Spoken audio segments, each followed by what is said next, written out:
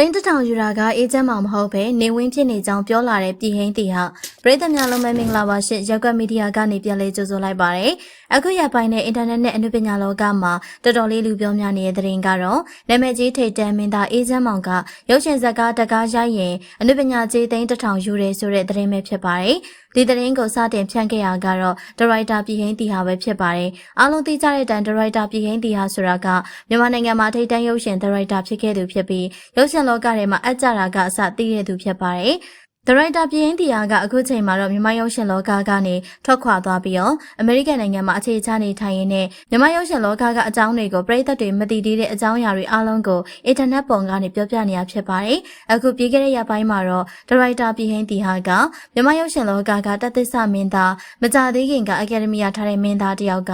ရုပ်ရှင်တကားရိုက်ရင်သိန်းတစ်ထောင်တောင်းနေကြောင်းပြောခဲ့ရဖြစ်ပါတယ်။ပြည်ဟိန်းတီဟာကဒီလိုပြောလိုက်တာကြောင့်လူတွေကတော့အေဂျင့်မောင်ဆိုပြီးတော့ထင်လိုက်ကြတာဖြစ်ပါတယ်။အားလုံးသိကြတဲ့အတိုင်းအေဂျင့်မောင်ကလည်းမြန်မာနိုင်ငံရဲ့ထိပ်တန်းမင်းသားတစ်ယောက်ပါဒါအပြင်မကြသေးမီကအကယ်ဒမီရထားတဲ့မင်းသားလို့လည်းဒရိုက်တာပြည်ဟိန်းတီယာကပြောခဲ့ရကြောင်းမကြသေးမီကအကယ်ဒမီရထားတဲ့အေဂျင့်မောင်ကလည်းအခုဆိုရင်တော့ရုပ်ရှင်ဇာတ်ကားတကားရိုက်ရင်သိန်းတစ်ထောင်ရနေပြီဖြစ်ကြောင်းထင်မြင်လိုက်ကြတာဖြစ်ပါတယ်ရုပ်ရှင်ဇာတ်ကားတကားရရင်သိန်းတစ်ထောင်ဆိုတဲ့အနုပညာကြီးမျိုးကမြန်မာနိုင်ငံရဲ့အောင်မြင်ဆုံးမင်းသားဖြစ်ခဲ့တဲ့နေတိုးနဲ့ပြည်တီဦးတောင်မရဘူးပါဘူးဒီအတွက်လည်းအေဂျင့်မောင်ကိုဝေဖန်ကြတာတွေရှိပါတယ်အခုလက်ရှိမှာတော့မြန်မာနိုင်ငံရဲ့နံပါတ်1ထိပ်တန်းလူငယ်တသစ္စာမင်းသားဖြစ်နေတဲ့အေဂျင့်မောင်ကအနုပညာလောကကိုမော်ဒယ်ဘွားကနေစတင်ဝင်ရောက်ခဲ့တာဖြစ်ပါတယ်ဒါအပြင်အေဂျင့်မောင်ကမိန်းကလေးပရိသတ်တွေရဲ့အသေးဆွဲချစ်ကြတဲ့မင်းသားတစ်လက်ပါအထူးသဖြင့်အေဂျင့်မောင်ကအရင်အမောင်းမြင်မာပြီးယောက်ျားပြီးသားတဲ့ပုံစံတွေကြောင့်အရင်မိုက်တဲ့စော်ကြီးပဲမင်းသားအဖြစ်မြန်မာရုပ်ရှင်လောကမှာနာမည်ကြီးနေရဖြစ်ပါတယ်။ဒါအပြင်တရုတ်ဆောင်မင်းသားအကယ်ဒမီအေဂျင့်မောင်ကကြာရဇက်ရုပ်ခရက်တာကိုပိုင်နိုင်ပြီးပြင်စွာနဲ့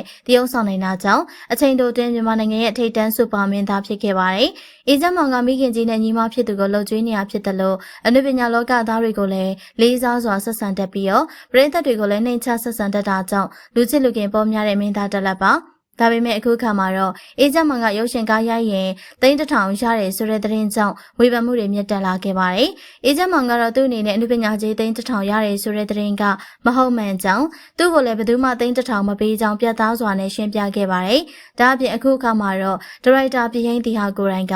အနုပညာရုပ်ရှင်လောကမှာသိန်းတစ်ထောင်ရနေရကအေဂျင့်မောင်မဟုတ်ကြောင်းသိန်းတစ်ထောင်တောင်းနေရကနေဝင်းသာဖြစ်တယ်လို့ဆိုပါတယ်။နေဝင်းကလည်းအနုပညာလောကမှာတသစ္စာမင်းသားတစ်လက်ဖြစ်ပြီးတော့ရုပ်ရှင်ဇာတ်ကားတကားတဲ့နဲ့အကယ်ဒမီဆုတန်းရသွားတဲ့မင်းသားတစ်လက်ဖြစ်ပါတယ်။အထူးသဖြင့်နေဝင်းကကြော်ဟင်းလက်သစ်အဖြစ်နဲ့အနုပညာလောကမှာနာမည်ကြီးနေရပါ။အခုတော့နေဝင်းကရုပ်ရှင်ဇာတ်ကားတကားကိုသိန်းတစ်ထောင်တောင်းနေကြောင်းဒရိုက်တာပြည်ဟိန်းတီယာကဖော်ထုတ်လိုက်တာဖြစ်ပါတယ်။ဒရိုက်တာပြည်ဟိန်းတီယာကတော့အခုလိုကြက်တဲနေတဲ့ကာလမှာနေဝင်းအနေနဲ့သိန်းတစ်ထောင်မတောင်းတဲ့ကြောင်းရှင်းပြခဲ့ပါတယ်။ဒီဗီဒီယိုကိုကြည့်ရှုနေကြတဲ့ပရိသတ်တွေကရောအေဂျင့်မောင်မဟုတ်ဘဲအနုပညာလောကမှာရုပ်ရှင်ဇာတ်ကားတကားကိုသိန်းတစ်ထောင်တောင်းနေတဲ့နေဝင်းနဲ့ပတ်သက်ပြီးတော့မိမိတို့ရဲ့အမြင်လေးတွေကိုမှတ်ချက်ပေးခဲ့ပါအောင်ရှင်။အဆုံးထိကြည့်ရှုပေးတဲ့အတွက်အားလုံးကိုကျေးဇူးတင်ပါတယ်ရှင်။